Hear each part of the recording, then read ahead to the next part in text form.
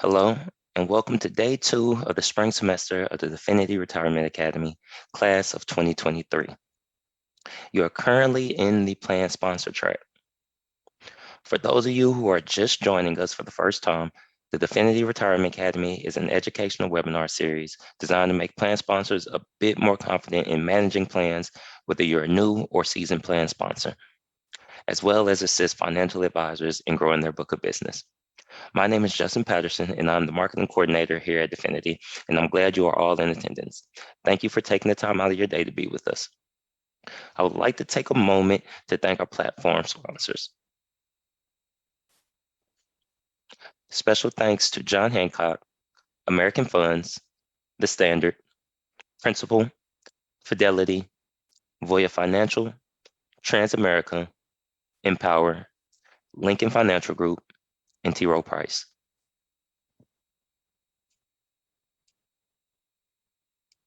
We appreciate you for helping us put this together. Now, just a few reminders I would like to share for the session. You can jump in and out of these sessions as your time allows. Submit any questions you have using the chat feature, and they will be answered at the end of the session. And if we do have a little bit of time after the session and you did not get a chance to get your questions in chat, we will take some verbal questions as well. This session will be recorded. And also watch for our follow-up email with the link to access the recordings that we'll send out sometime around next week. Any resources accompanied with today's sessions will be shared at the end of the session. Now, without further ado, our first speaker is Jen Cross, Senior Retirement Plan Consultant for Definiti, and she'll be giving us a tour of Plan Sponsor Link. Jen, the floor is yours. All right, so I'm just going to share my screen.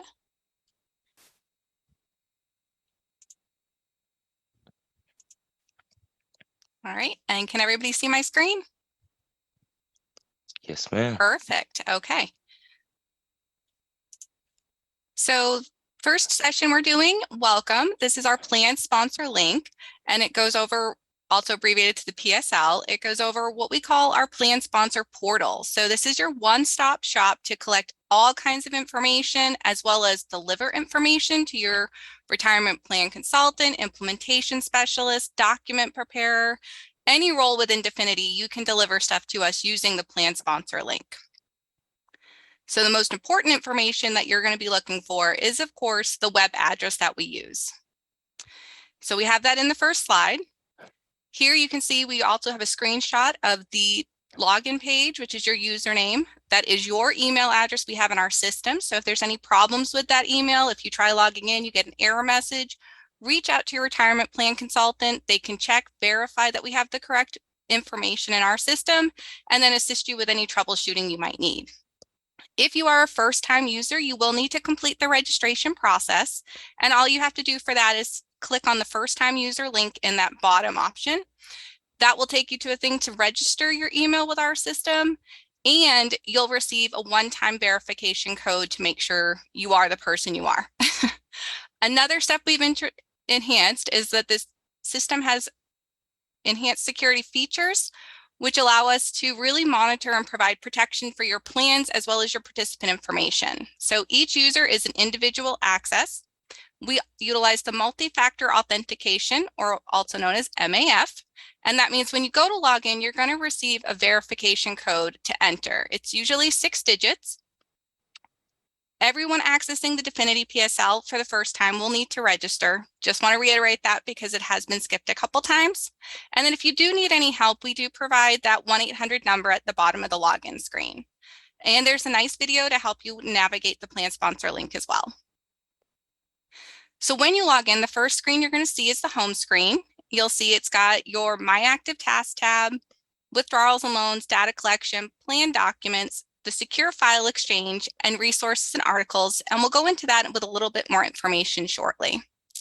Here you can see under the My Active Tasks, if the red icon has a number in it, that means you've got a pending task or action item for you to take care of, or you might just need to view some information we're trying to provide to you.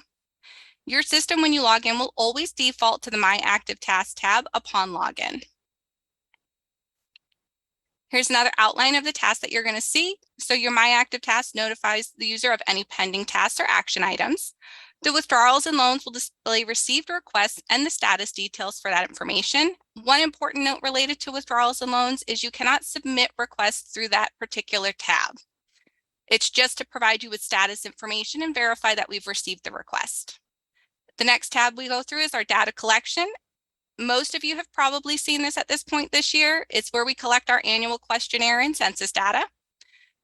And this is where you can download existing copies of that in our historical parts for the system.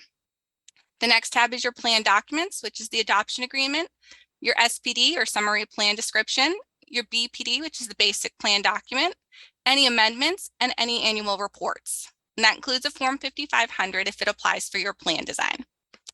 You also have the Secure File Exchange tab, and this is where you're allowed as the Definiti user or as a user for the plan sponsor link and to coordinate or communicate with your Definiti team member, you can send your documents securely to and from the system.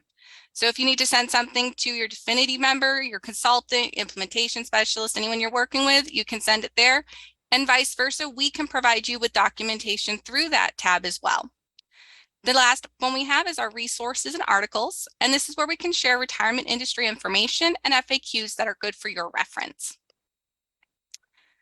So we're going to go into a little bit more detail on the year-end data collection, even though we're past that initial one for this year. So here you'll see once you've got that year-end out there, you'll see My Active Task now indicates a 1, and that shows that you've got a pending task in the system to complete.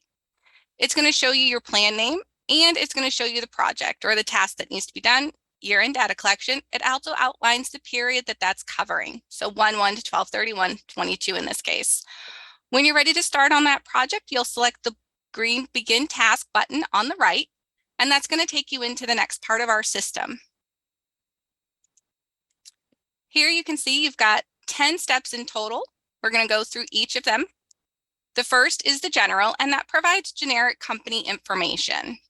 Company name, plan name, very generic in general. The second step is your company information. This is where we get into the employer data. So that's going to be your EIN verification, verification of the NAIC code, if it's applicable for a Form 5500 filing, payroll company, payroll frequency, the specific stuff for that. Step 3 is going to be where we go through our principals, so owners and officers. And that's if you've got anybody that has ownership in your company or is considered an officer with the company, you're going to want to enter their information on that screen. Step 4 is the family owners, employed family members. So very important for us to determine attribution for participants or employers is to have any family members reported under this particular step. So it's very important to get completed.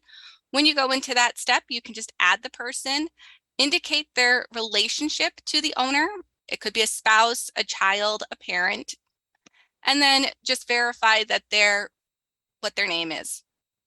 The step 5 is businesses. So this is to provide the owner's businesses and related employer information. So even if we may already have this in the system, we do like to verify it to make sure there's no changes from year to year. So when you go into this section, you would be able to select the add button and then complete the applicable information. The related employer, this is important to note, it is not the employer that we're utilizing as the primary sponsor of your plan. It is just an additional employer that could be listed under the plan document as a participating employer. They could be listed as an adopting employer. There's a couple of options. So any ownership that may be common between an owner under the sponsor for the plan and another entity, we like to verify that, and as well as whether there's employees that are active under that additional business. So here you can see at the top of the screen, as the steps are outlined and as they're being completed, you get a nice green check at the top, and the yellow indicates where you're pending in that process. As you work through the year-end data collection, if you get partially through it and decide you need to go to another member of your team and verify information, or you might want to go to your payroll provider or financial advisor to collect information, the system will save it as you progress. So as soon as you enter information into those fields, as soon as you select the save button at the bottom of the screen, it will keep that information in our system. And then you will be able to come back later, click right into that field and pop and start working right from where you finished. So for example, if you come back and decide you need to verify business information from one of your owner's alternate businesses, and you want to come back and add information to that, all you would have to do is go back in, select the begin task, and then it'll open up to this screen, and here you would just click on the businesses, and that would allow you to open that particular window back up in the data collection. So to pick up where we left off, we're on to step 6, which is contacts, and that's the company contacts that we should be working with. Anybody in our system we've already got set up, we're going to have populated in that field. So what you would be doing is verifying the information we have, adding any new contacts that may have changed from the previous year-end's data that we received, or possibly editing the contact information that we have. When you're out there, each contact has a detail of the security credentials they're allowed access to. As I mentioned, we take that confidentiality and security of participant information very seriously. So if there's any particular contact that has access to certain information that you would prefer they not have access to, you can always come back and make that change and say, remove this particular credential, add a credential. If you're unsure of what those credentials mean, there is a hyperlink underneath that particular step, and it says web access credentials. So it will tell you what that authorization gives for each credential. For the most part, anybody that's considered a census contact is going to have full access to that information because they're the individual that's providing us with your employee data. Typically, it comes from the payroll system. If you have a financial advisor, an accountant, or a secondary plan contact, so for example, you might have a distribution and loan contact who you only want to have limited access where they could verify a date of termination, verify hours that a person worked, but you don't want them to have full access to everyone's compensation. This is the particular step where you would provide that detail. So you could put in there that you might want to remove credentials for that secondary contact.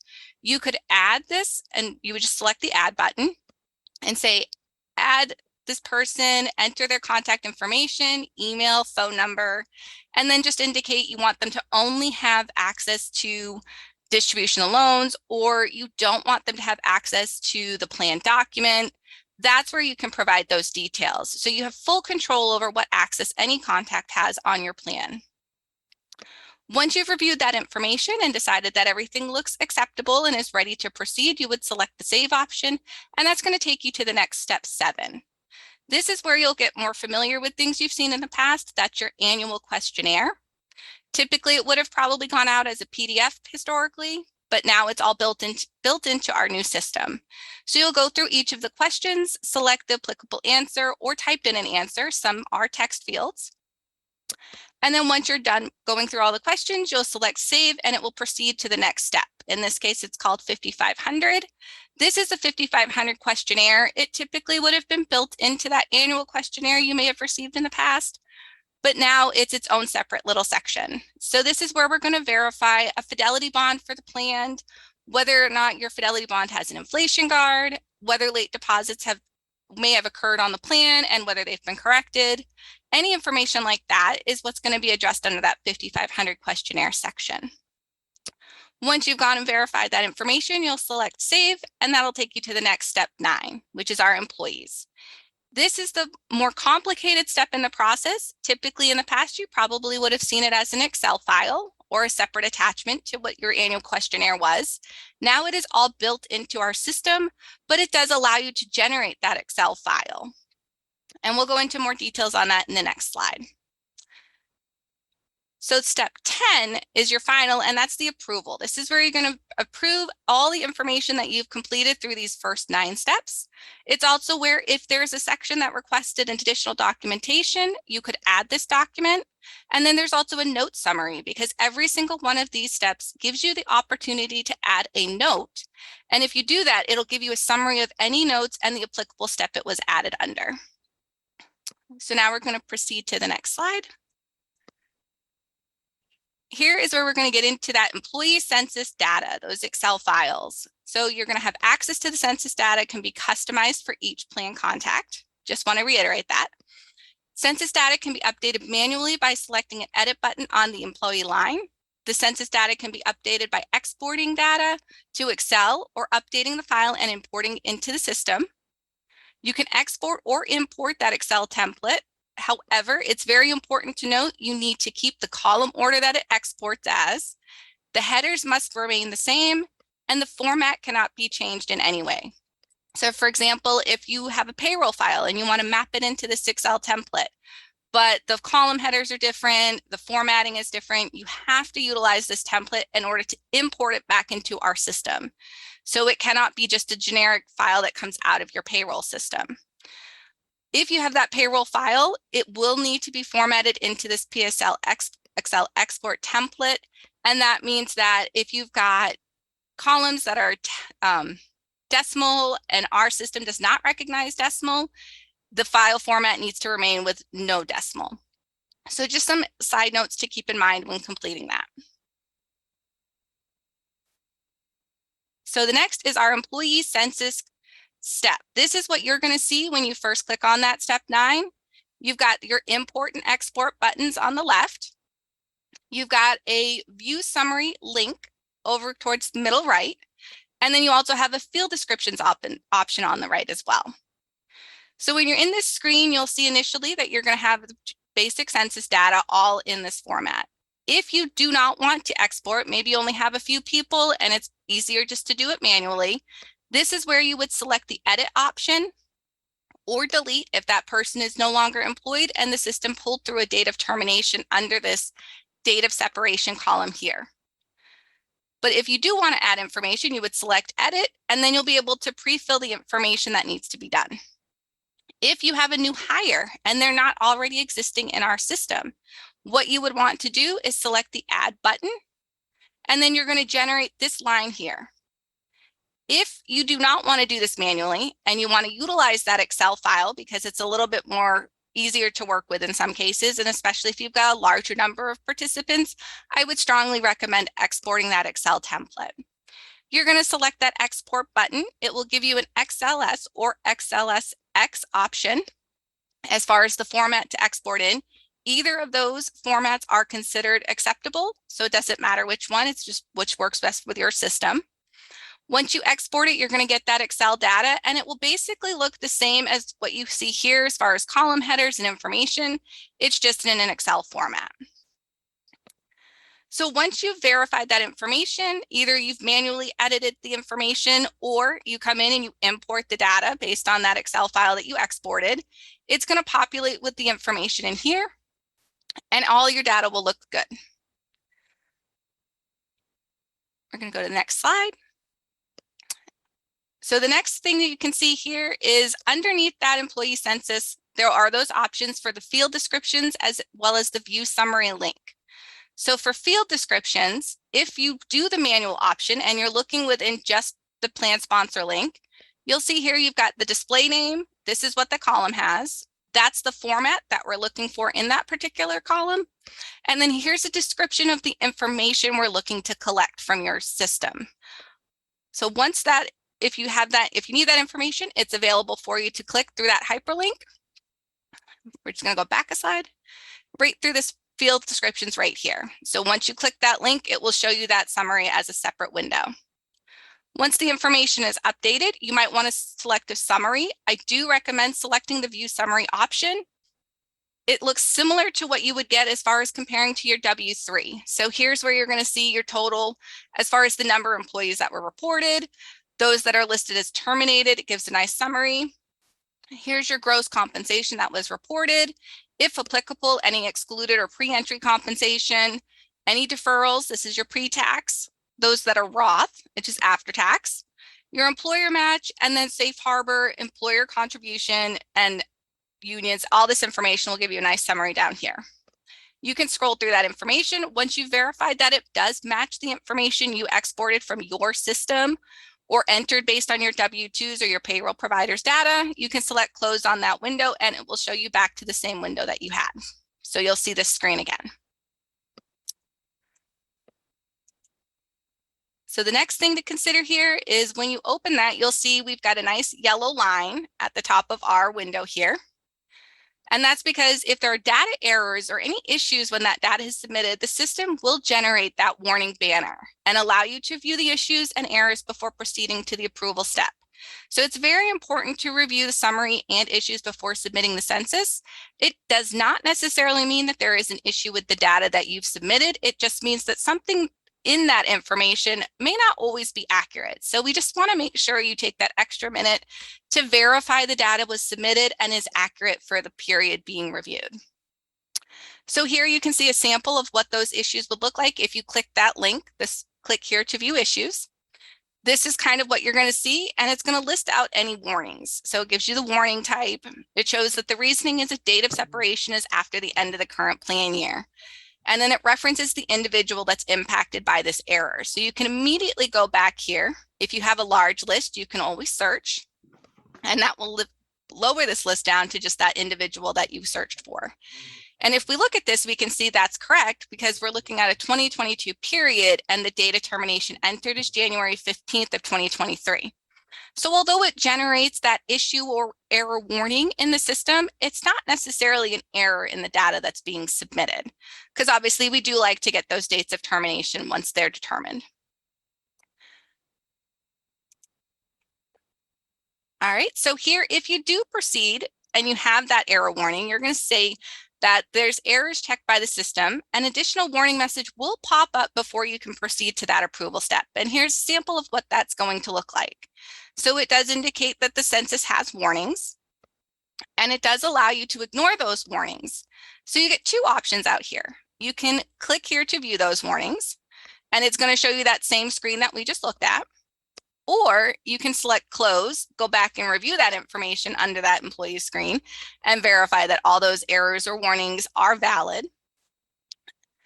Or you can select the continue and save anyway, and that's going to allow you to proceed to the next step for the approval. So now we've reached our last step in the process. We can see our green check marks have progressed up here. We now have our yellow approval step showing that it's waiting for completion. And you can see on the left that you also have check marks here.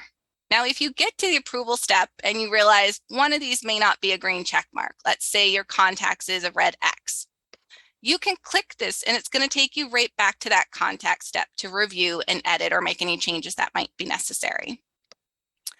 So as we discussed a moment ago, you have your documents out here, you have your notes. Here's where you can add a document. You click this button, you're going to get a pop-up window in the center of the screen, and you'll be able to copy that document from your system and put it into as an attachment out here. Same thing with your notes. If you made any notes through these first 9 steps, you're going to see a summary listed out here, and it's going to show you the note, when it was added, who created it, and what action might be necessary. And if you get to the end and you decide, oh, there's one extra piece of information I want to make sure that my consultant has or the representative you're working with, you can select your add button here and put in any additional notes, even if they may not be linked to a specific step. So there's all areas that you can add those notes. Once you've gotten to that final step, you're going to select that sign and submit button at the bottom. And it's going to generate this window here on the left. So you get your sign and submit collection. This is just confirmation of the data being submitted and verifying that, to your knowledge, everything is accurate. You'll enter your name, your title and phone are optional, and then you'll enter an email address. It's very important to enter this email address. And the reason for that is because once you enter it, it's going to generate your annual data collection completed successfully email notification. So once those required fields are completed, you'll get this green button down here to submit. You'll click on that, and the system is automatically going to generate a confirmation email to send to you. Very important to note, if you do not receive that confirmation email, you have not completed the data collection. So that is very important to take care of. All right, so we've progressed through the entire data collection. It was easy, no problem. And now we're going to do another review into the plan sponsor link, other tabs that we look at. So here we've got our withdrawals and loans tab, and this is kind of new, so you might not see too much information out there under your plan right now, but it will definitely expand. You'll have options here. You can search by an individual. So if you have a participant that might be saying, hey, I submitted a request, can you verify what the status is? You're able to come out to plan sponsor link, select the withdrawals and loans tab, select the search option here, unless you can see it listed out immediately, and then just select search button. It will then generate that individual here if it's in our system. You'll see it's just a line here. There is nowhere to send us a copy of a distribution or submit a request. That's a separate tab under the screen. So here you can see the individual's name, their masked social security number, what type of request has been submitted, what plan it's associated with, the reason for the request. The start date is the date that we received it or were able to track it into our system. You'll see if it's been completed, and then the status will indicate in process or completed. And your status updated as it progresses through the process. This date might change. So for example, we may receive it on the 15th, but we may not have started to complete submission of the request until the 17th. So that's when you would see that status updated of 5/17. So this is a nice quick reference for you to work with if necessary. The next tab you're going to see is the data collection one. And here is where you'll see once you complete that year-end data collection, it is available to view under here because you'll notice you no longer have an active task saying that action is required. So under your data collection, you're able to download that historical file. Just select report. It's going to generate an Excel file. And that Excel file has a separate tab for each of the 10 steps in that data collection process. So you'll be able to see all the data that was submitted to us to review. The next option is the plan documents. This will be a very helpful tool for anybody that needs to download your summary annual reports or your SPD. This is the section that data is going to be viewable under. So when you click on your plan documents, you're going to see two options depending on what stage you are in your reporting. You've got a compliance reports option and a legal plan documents option. So the compliance report is where you're going to find your annual valuation. If applicable, you could find a Form 5500 and the summary annual report.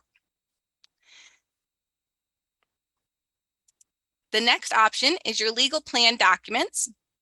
And this is the real information you would be looking for, especially if you have any newly eligible or recently hired employees that may need to get a copy of the SPD. So now you're able to come out to the plan sponsor link, select that plan documents tab, and you'll see your legal plan documents option here. That SPD is available. If for some reason you come out and it's not available, not a problem. You're always welcome to email your retirement plan consultant and they can provide you with assistance in getting that information. So once you're out here, to download that information, just select the blue download button on the right, and that'll generate a PDF for you to save to your system. Or if you just download it temporarily, just to view information, it's still out here at any time. Some key information. You're going to find a brief description. You're going to see the effective date associated to it. And then if applicable, you could see a period end. Our next tab is the secure file exchange. So this is where you would want to send us a document. So if you do have a distribution or a loan and you want to submit it to our office for processing, you want to utilize that secure file exchange tab, not the withdrawals and loans. Here you're going to see you've got a green new exchange button in the right. You click on that, you're going to get this box here that's going to pop up on the screen.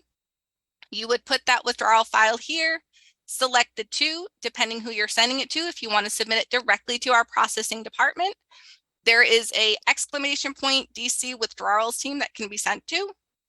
If you're unsure of what action might need to be taken, or if you're just sending us an additional document, we may have requested a copy of your W-3, we may have requested a copy of payroll summary. Those can be sent through here as well, in which case under the two, you would want to select the consultant that you're working with on that plan.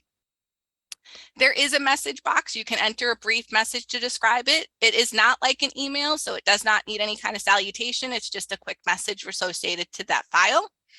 And then if applicable, you can select a plan. So here you can see some quick instructions regarding that. Once you've entered that information, you're going to select the send button, and that's going to complete the transfer. So you'll have access to view it under your sent. And then if your consultant or anybody else on the Definiti team sends you some information, you're going to see those appear under your inbox here. And anything new that gets received under your inbox is going to indicate as a number for you to see that there's something pending out there. All right, and then we're going to go forward to our next tab. So this is our resources and articles. This will continue to expand and get enhancements added to it, but it's a great resource at this time for reference information. So here currently you can see we have our plan sponsor guide as of May 23. We also provide a participant electronic notice delivery FAQs. So anybody that's looking to deliver those participant notices to participants and utilize an electronic method, those FAQs are very helpful. In addition to that, if you're new to retirement plans, and this might be a first time for you having to complete your data collection and you're unsure of what a fidelity bond is or what some of those requirements might be, we have a fidelity bond flyer out here as well. And it goes through some of the brief information required from the Department of Labor. We also provide the annual limits out here. So if you have a participant that's asking what's the maximum they could defer for the year, you can come out here, select those resources and articles tab, and click on the download option for the IRS annual limits. It also provides you with the catch-up limits, and it will provide you with the annual contribution and annual compensation limits as well. So there's a lot of good information out here for anybody to be able to have access to and reference. Right. And our last slide is our help option. So we have a nice help section out here under PSL, and there are additional videos. They are brief videos, so don't worry if you don't want to sit through a 30-minute one. Most of them are within a couple minutes, and they just go through a brief navigation of whatever the section is that you might be looking at for information.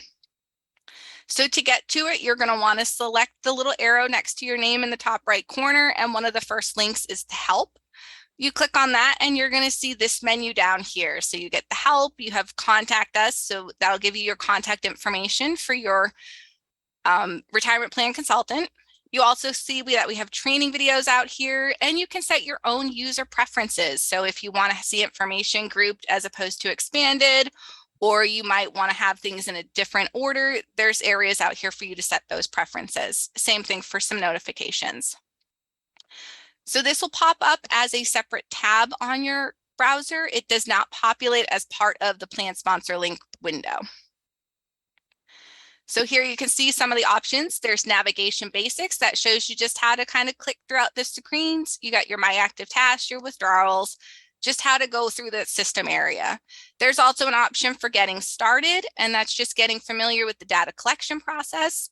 It also goes through a summary of your My Active Tasks, the data collection, documents, what information you could find out there, industry bulletins, and some how-tos or frequently asked questions that you might need assistance with. All right.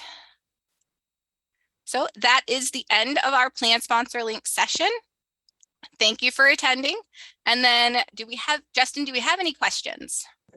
We did not get any questions submitted via chat. And just for sakes of staying on schedule, if anyone does have any questions that they think of later on in this session, please feel free to put it in the chat or reach out to your RPC and they can go ahead and get those questions answered for you. So thank you, Jen, so much for that presentation on Plan Sponsor Link.